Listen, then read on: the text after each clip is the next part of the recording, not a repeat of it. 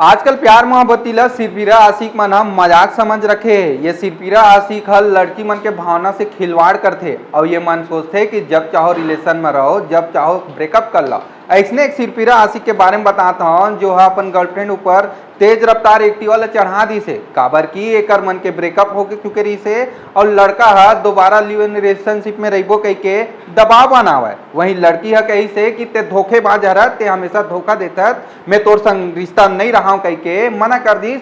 त सिरफिरा आशिक घुसिया गे, ते मोर नहीं हो सकत त मैं काकरो होल नहीं दऊं कह के फास्ट स्कूटी ला कुदावत आई से और लड़की ला ठोक दी से और भाग गए वहां से। ये पूरा मामला इंदौर हीरानगर के है, जहां पुलिस आरोपी के खिलाफ हत्या के प्रयास और छेड़छाड़ के मामला दर्ज करे है। मतलब ऐसा सिरफिरा आशिक से तो हर लड़की अपन पीछा छोड़ाना ही चाहिए। और बोला कही कि बेशक पूछ लेना तुम सुबह से या शाम से, बेशक पूछ लेना तुम सुबह से या शाम से, ये दिल अब नहीं धड़केगा तुम्हारे नाम से, ये दिल नहीं धड़केगा तुम्हारे नाम से। फिलहाल ये पूरा मामला अपन के कारण है, तेला कमेंट में बताओ।